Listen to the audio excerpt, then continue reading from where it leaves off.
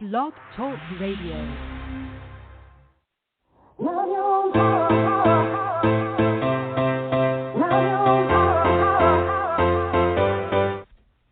Chatting with Nat is a podcast for independent women seeking to speak their truth and to break down barriers.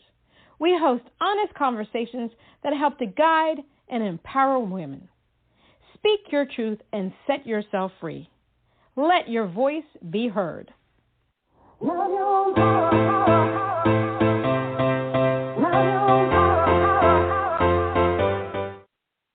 everyone, it's Natalie Jean, it's Natalie Jean. Yes, it's Chatting with Nat, and today we have the honor of having folk artist Leti Garza.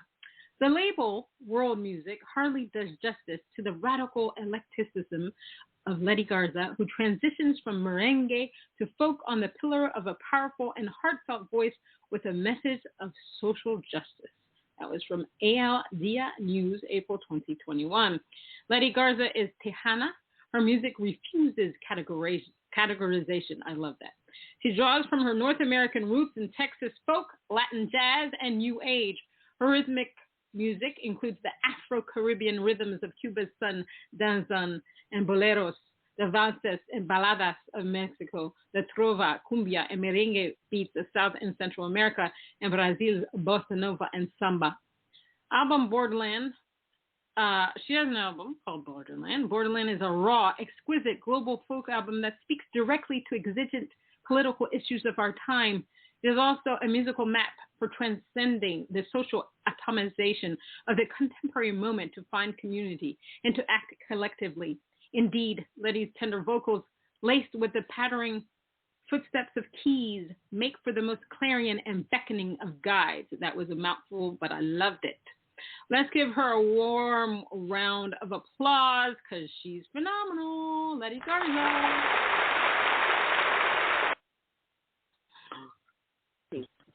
Hi, Leti. How are you? I'm doing very well. Thank you, Natalie. How are you? Well, you know, trying to survive a pandemic, variants, global warming, climate change, racism. It's all good. The world's gone crazy. Yeah. That's all. I'm trying to survive Yes. that kind of thing. Yes. So, how have you been during the pandemic? Well, I really try to take it a day to day, sometimes a moment to moment.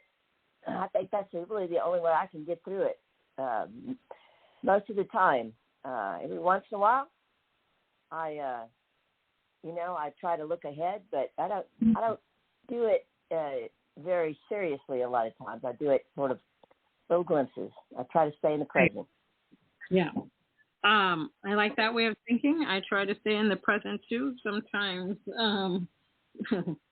the other side tries to come through, but I try to stay in the present because every day you're just like, okay. Now during this pandemic, this year or the last year, did you do any live streaming? Pandemic hit in my area of the world. It was in March, and most directly. And then I created in response to the world going nuts. So I created a program called now I can't remember the name of the program, but I can remember the content. It was a 3 times a week I would go on to a pond and live stream for half an hour. 10 minutes would be just watching the light go from early dawn until morning. So it was watching the life on the pond. It was a meditation live streaming program. And the rest of the 20 minutes I would play music, both from other artists I knew, and occasionally something of mine. But because I lived in the country, I had just moved right before the pandemic hit. I discovered that my bandwidth out there was very poor. So I had to, after 2 months, I gave up. I can't do this. It's not working. I tried, but it just wasn't possible. That's happening all over the rural country. I live in the rural country now. So yet another, challenge that a lot of people are facing because we're reliant upon the internet. But if you don't have good internet, then there's not a whole lot you can do. Except go to your relatives' homes and such things as that. As a matter of fact, I'm speaking to you from another house right now so that I make sure we have good connectivity. I love that. Well, hey, you did everything you could to be on here, so I appreciate that. So one of the questions that I asked everybody is something that I reflected on during this whole time, and this year and last year, is that during this time, a lot of people had time to reflect, okay? When you're looking at the pandemic, you see two sides of the coin. You see horrific things, people dying, people getting sick. On the other side, there are a lot of things that were revealed to a lot of people during that time. I realized, people can't live without, physical touch. Hugging is important in our daily lives. Communicating with other people is important in our daily lives.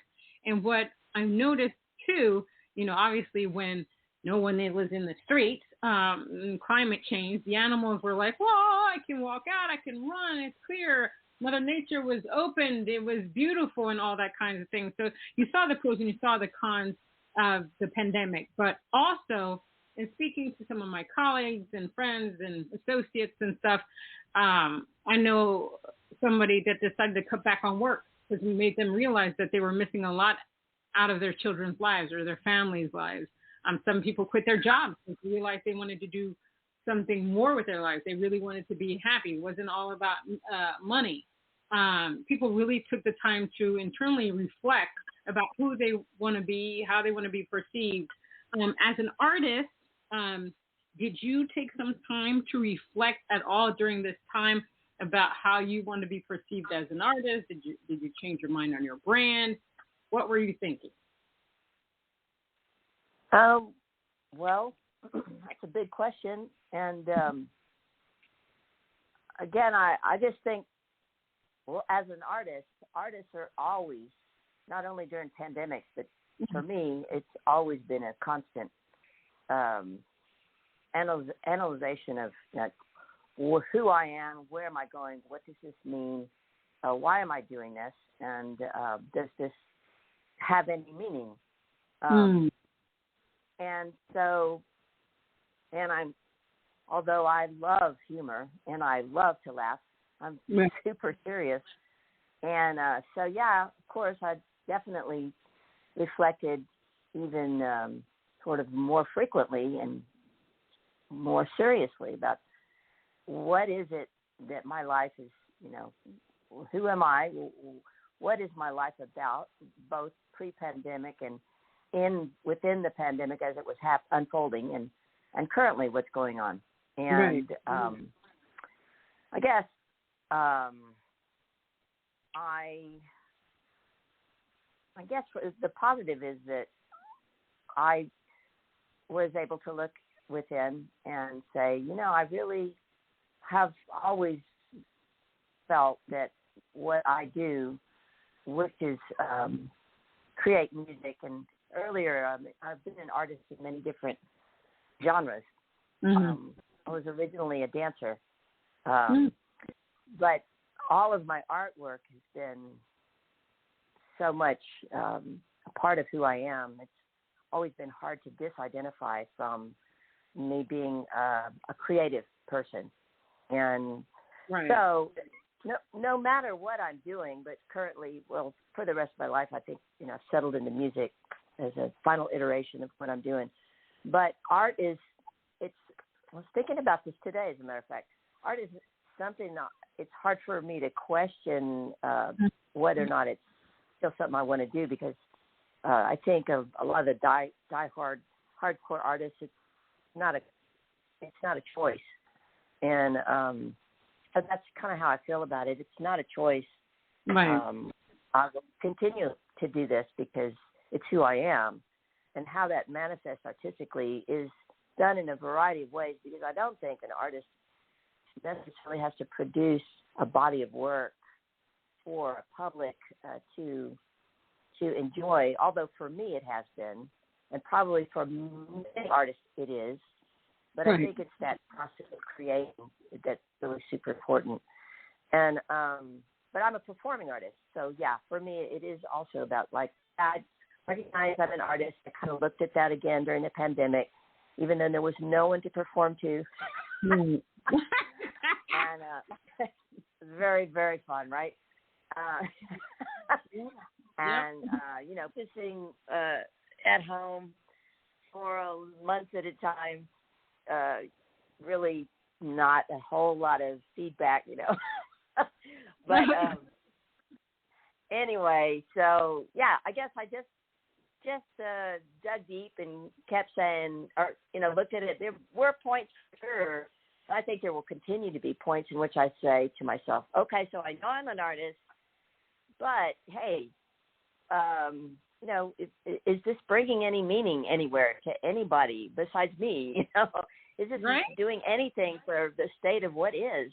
Because if it's not, then I'm going to take what I do creative-wise and find a creative way to, you know, use my art in a more functional manner. Right. To help things that I perceive need, you know, helping with. As a matter of fact, that's partly why I did the album Borderlands. It was a way to bring a meaning to my artwork that I felt was kind of illuminated what was already happening, that people are aware of border issues, but they don't really think about them very much because we're so overwhelmed by so many things to think about. Right. But the topic was one that really spoke to me personally because I live close to the border and because I am Hispanic and because my family is from the border, you know, too. And so, anyway, hope that answered your question. You know, I can go on a long time, Natalie. I just have to tell you. Yes, it did. It answered my question. Now, what was it about music that made you say, oh my gosh, music is me? Was it something that you watched? Was it something that you heard? You know, what gave you that aha moment that, okay, I just, music is me. I just got to do it. Well, for me, it was a reverse. It wasn't an aha moment. One day, I grew up in a household that people were always doing creative endeavors. My parents were just really progressive in that sense. We grew up with music all around us and art and heated discussions. And it was a good household for being creative. We weren't allowed to do things other kids did. We had to stay in our room every day. We had to stay in our room for a couple of hours and hang out. Wow. We couldn't go out. We had to like get a book or whatever we wanted to do was fun, but we couldn't go out. We had to like rest, and I don't know. I guess they wanted us to meditate when we were young or something. I'm not sure, but it led to other things. That being that we grew up, I think, a bit differently. We weren't very mainstream as a family, even though the suburbs. But one day, instead of the aha moment, one day I noticed that I've always been growing up very naive and just very idealistic, and you could say in some ways stereotypical artist person type. But one day I looked up and I said, you know what? All this time I've been thinking that everybody thinks exactly the way I think. And I just noticed that they don't. I noticed that they don't in a very, very large way.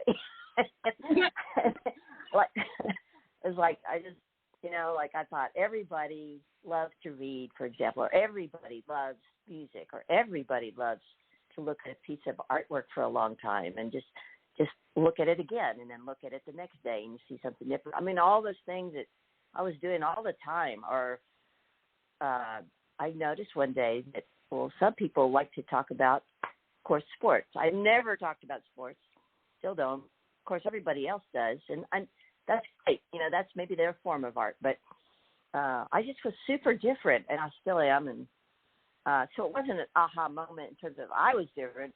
I noticed that everybody else was different. So, okay, well, I guess I really am. There's something that I didn't know about, and now I know what it is, that I'm an artist. I guess it's a good thing I know that now, and that not everybody is going to agree with me. Not everybody's going to see what I see. So maybe I can show them. And it's okay. It doesn't matter what other people think. You've got to do you. No. You got to do your thing. You were born to do something. You're going to do it. What I love is something that's in your bio. It says, her music refuses categorization, which I love because so many times people will say, well, Natalie, what's your genre? And I say, I'm an artist, I create. No, they say, what's your genre? I said, I'm an artist, I create, because I do, like you, I do several different genres. But right now I'm focused on the Americana, because I really like the singer-songwriter aspect of Americana, which is almost like in every genre as well. How important is it for you to be authentic with your music and speaking your truth? How important is it? Well, I would hope that it's.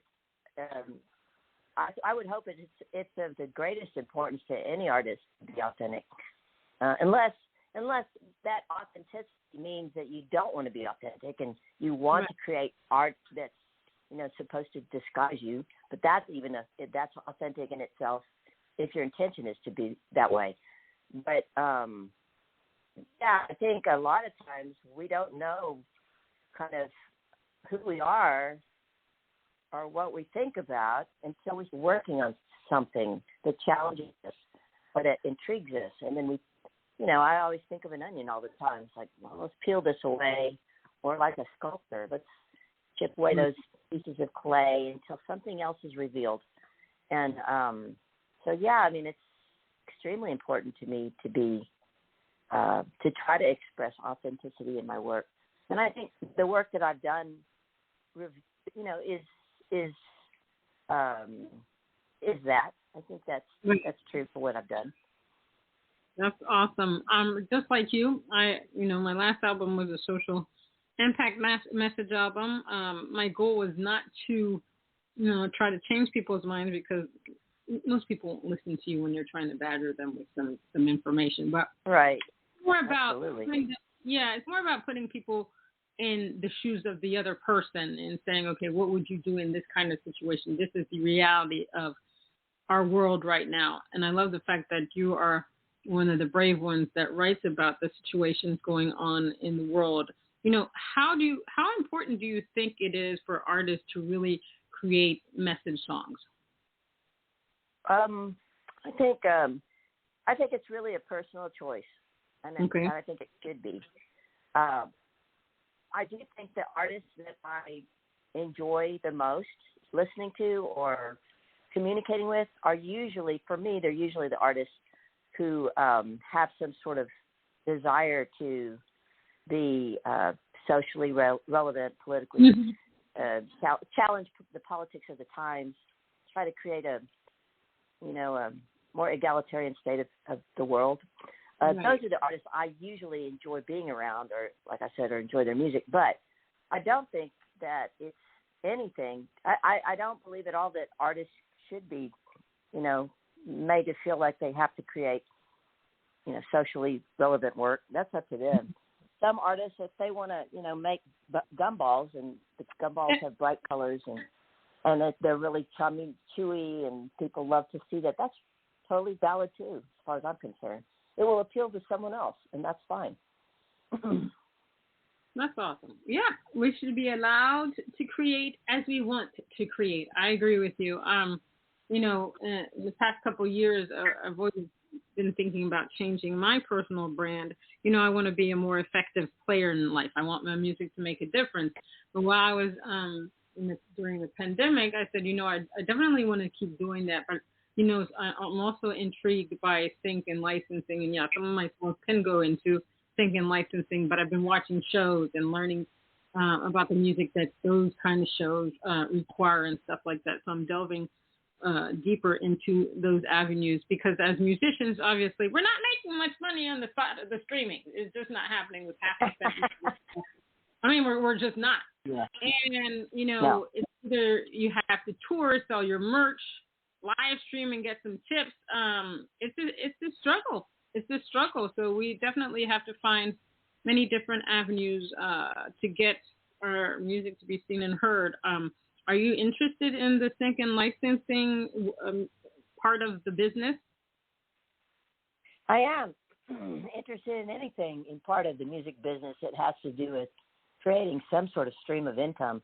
Right. And I think multi-streaming income for musicians obviously is something that's necessary for those who rely upon their music business. But I have done little about investigating sync licensing, excuse me, because I guess I haven't had time, because I think that's another super challenging thing for musicians is we just don't have time to do all the many things. I know. But once you find the time, once you start to dig a little bit, then you can dig a little deeper. And so I haven't approached it yet. And also the other reason though is that up until this last album, or the last two albums perhaps, I was first, when I first started doing my art, I was doing cover music because I was growing as an artist and I didn't know kind of where I wanted to go in my work yet, but there were some artists that I wanted to explore. So, and that's less, my understanding is that's going to be less lucrative to license if you're doing cover music. So now I'm more interested because my songs are my own, and so, but I still haven't done much about it. Yeah, that's where I'm at. The whole cover song thing boggles me. One year I went to Midem in the south of France, and they were like, oh, you really want to do a cover song and blah, blah. I just don't believe in that stuff. I know when I perform, when I have a 3-hour set, I do covers, but when it comes to releasing, they're like, that's the way to be seen and heard. But I know some of the stars out there, they weren't discovered because they did a cover. They were discovered because they did their own music, and it was different. It was versatile, blah, blah, blah. Right. But I do agree with you, because I was talking to Nikki about this, that right now there is a section in the music business where they're looking for people that can do covers of specific songs. But the thing with covers is that if you're going to do a cover, you've got to nail it.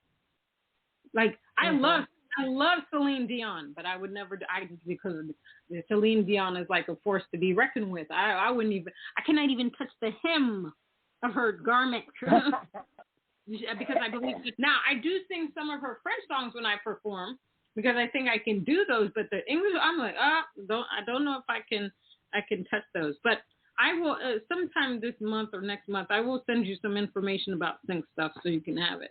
Because during the pandemic, I was on Clubhouse and another app, and this one woman I met who was fantastic gave us all this information on how to get your songs into sync and licensing and all that stuff. And yeah, you are correct. It is all another thing to add to your already long list of things to do. There's not enough hours in the day to do all the stuff that we need to do.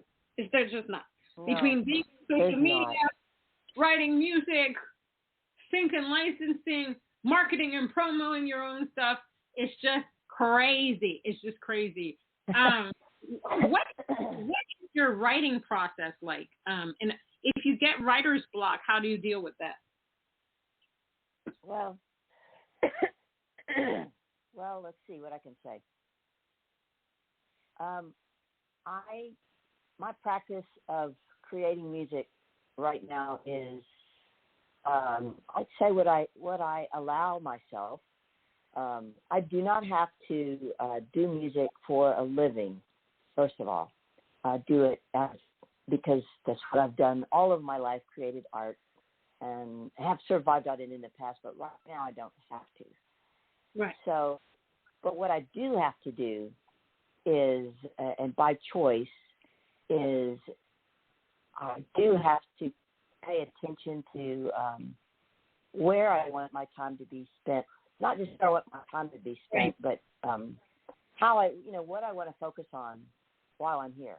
I mean, while I'm on the earth, I think. So now I'm losing the question. What was your question that was relevant? I went away from there for a minute. Here I am now. Well, I was asking. I asked you. I almost forgot to question myself. You see, the brain fog. I was asking you about your writing process. What is your writing process? How do you deal with? Oh, yeah, right. It's a long, lengthy explanation. is that because I make choices to do certain things with my day, and my energy is a certain amount of energy, I allow myself to not have to write daily. And whenever I do create music, so far in my life, I'm actually allowing myself to just really be free at the moment in terms of being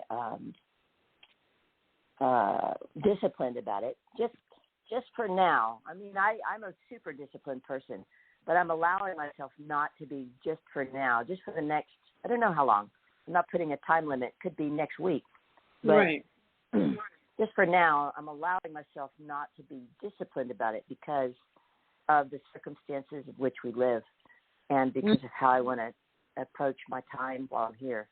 And so because of that also, what does happen is that when I create music or when I write lyrics or when I do anything with the creative process with music, what happens to me anyway is that it comes to me like at night, or it comes to me while I'm somewhere, walking around or in my car, or if I'm thinking about something, or if I'm not thinking about something, something will come to me. And then if I'm in a position where I can just stop wherever I am and just record it on my phone or mainly on my phone, or if I'm at home, I'll go play it on the piano and record it on my phone, some things. That's kind of how I have been doing it this past,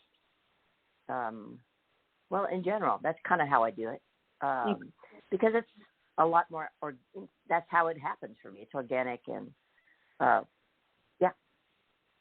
that's pretty much it. Okay, so we're going to play your song, Borderland. Tell us what that's about. Okay. And before I do, I also want to say, in terms of writing lyrics, I do want to add to this. Okay. Sometimes I do make a discipline of writing lyrics, like for a couple of weeks at a time, in the morning, usually. But that's also because I feel like it, because I feel it coming to me, whatever that is, Okay. So I will sit down and write for half an hour, and it feels really good. If I feel stymied, if I feel like I can't do it, because we're in this strange time, I say, okay, must mean today I need to think about what is it I need to do right now. That's how I'm living my life currently. Back to Borderland. Borderland was another example of things just kind of coming to me. A lot of times I think artists, the material that we create, it comes to them through information that we feed ourselves, through the experiences that we have in the world. And when I went to the border for off and on for a couple of years, in the border, but I went to children's detention camps to witness what was going on with the immigration border problem for children in particular, and was meeting protesters during that time period and doing music over there, different places. And that was my singing time for the creation of this album to come, Borderland. Because every time, I would go and be a part of this worldwide phenomenon of people migrating, not just at the Texas-Mexican border, of course, but worldwide, I was feeling like this is so relevant to me and to these people that I'm seeing, and that it was an easy thing for me, easy in the sense that there's nothing I wanted to do more than right. to write some songs about this. So I did that. I wrote the songs over the period of time where I was going to the border, and then it's just, by the way, it's an EP, it's not a full-length album. And also for the past few years before that, my trajectory as a singer-songwriter has always included music that's about social consciousness and political consciousness, especially in Latin American countries, repression, oppression, the canceling of culture and such things, because of my background, because of my heritage. So, right. The material I'll certainly be for me to address, not easy, but it's what I'm interested in. So Borderland was birthed, and I recorded it started recording it at the end of 2019 and finished it up at the beginning of 2020. Released it in May 2021. Is it May? Yep, early May. And there you have it. All righty, well, let's play it. Let this play. On the borderland today, where the people are gathering with their families and their hopes, without much but just a prayer. They've come all this way,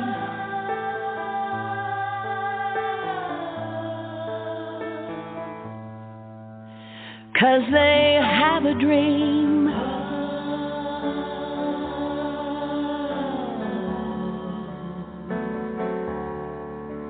just to find a home.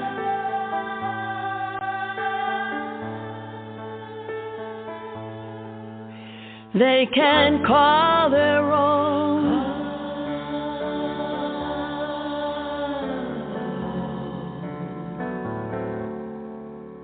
Just to live and breathe.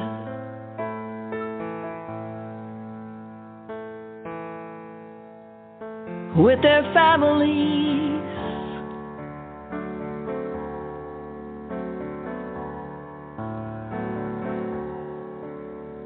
Find a way to live.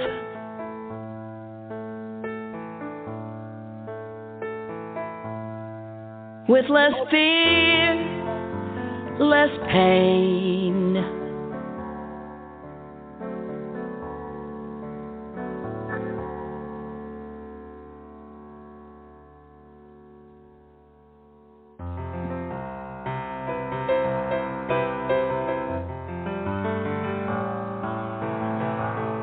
But we send them back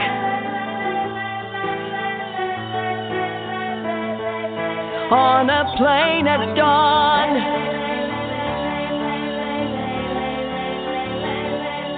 where they go to die, in a place unknown,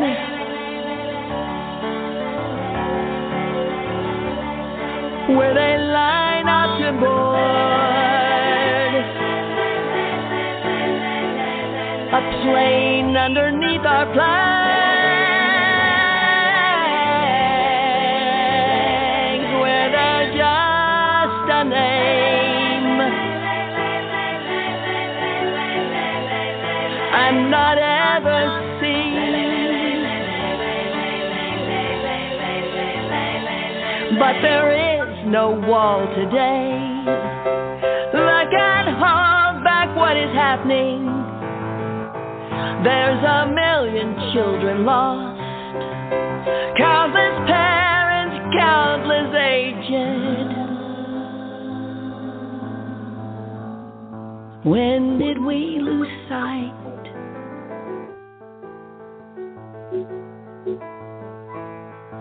of the simple acts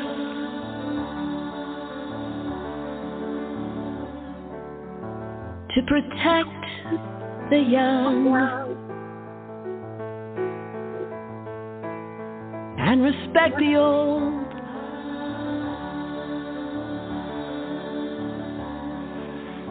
That beneath this vast stretch of Texas sky with sea, we're all the same. This we hope, we pray.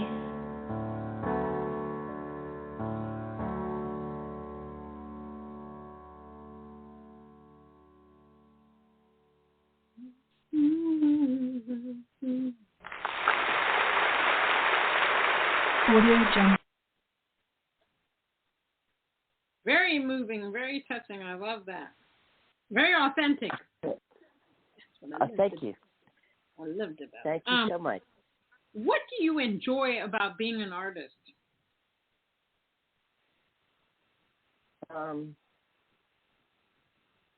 I enjoy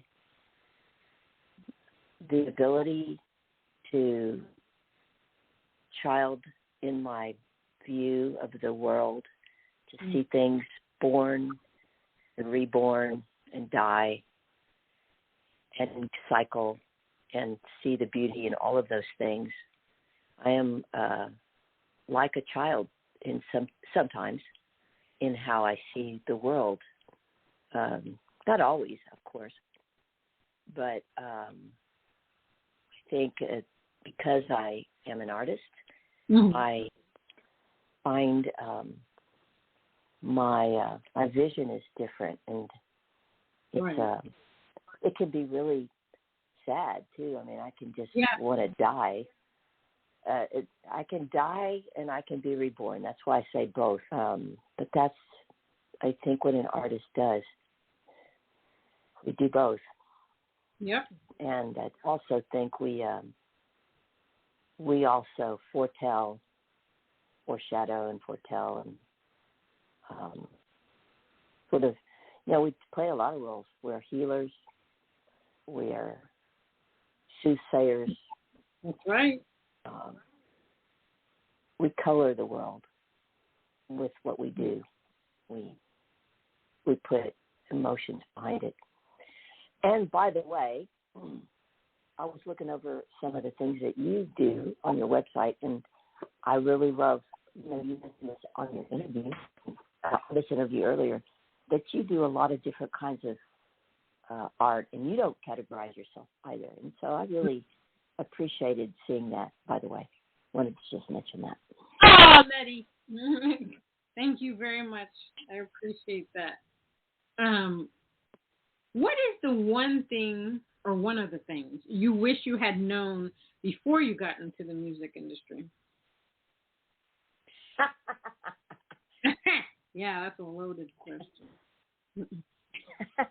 I have to tell you the story of how I got into the music industry. Let me tell you that. Then you'll know why I'm laughing.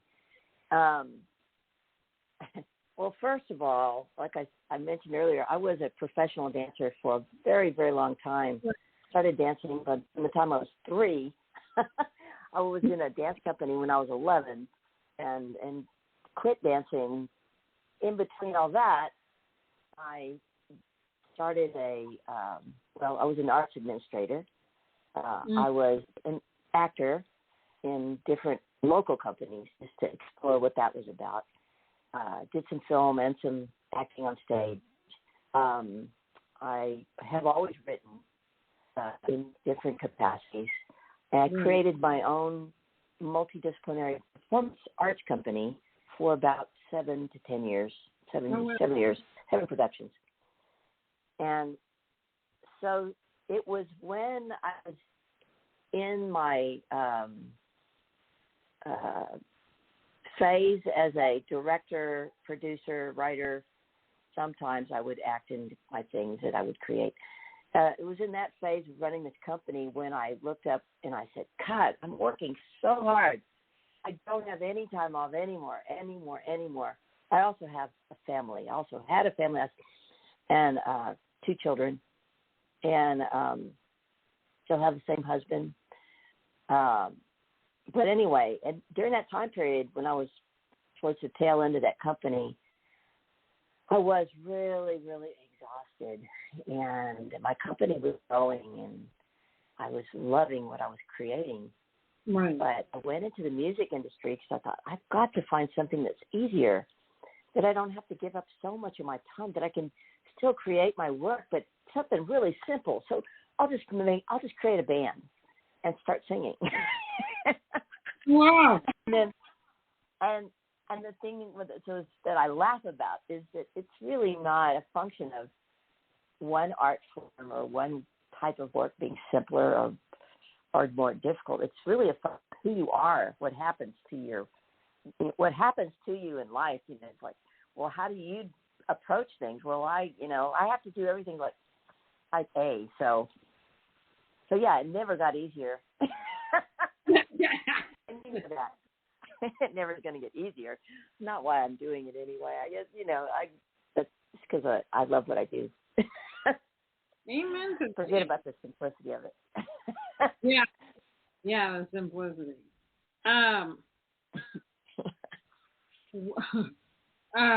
So what is a quote or message that you like to use every day or during the month, once a month, once a year, that helps you helps you get motivated?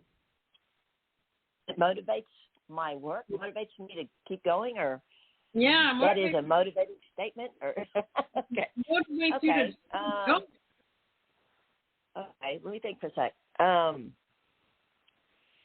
Well, for the past couple of years, at least, I read a lot of consciousness raising, and I'd say, or to say something to motivate me, or to just, to motivate me, I would say to look up every day and say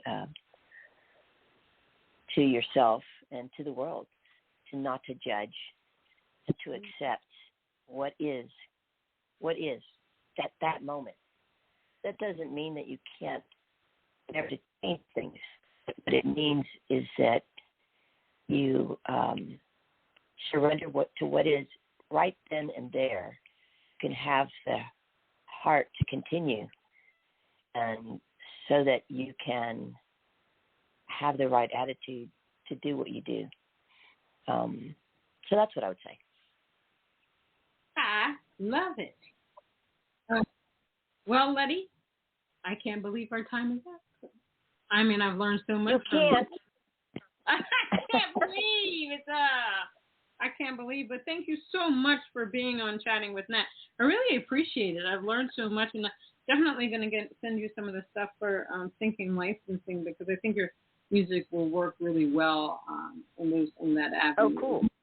And we've all got to make money. Yeah. Yeah. No, I love it. Thank you so much. And I will say, my only thing about today's conversation is I wanted to also know more about you. So that's the only thing that I missed. And I look forward to a time maybe I can talk about what you're about more. I mean, I read about it and I hear your music. I love what you did recently. I've been listening to your work. So thank you for having me on, and I look forward to that, getting to know you through time. Yes, let's chat another time, and you can get to know me a lot better. I'm looking forward to that. Okay. All right. Sounds good. So this was Chatting with Nat with folk artist Leti Garza. She's amazing. You can find her at www.letigarza.com. It's also on Facebook, Instagram, or just Google her. She's amazing. Find her. I love her. She's authentic. She speaks her truth, and she's not categorized, just like me. Until next time on Chatting with Nat.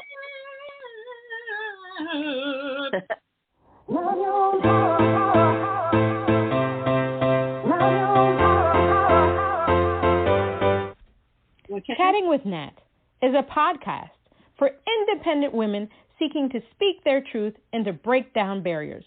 We host honest conversations that help to guide and empower women. Speak your truth and set yourself free. Let your voice be heard. Love your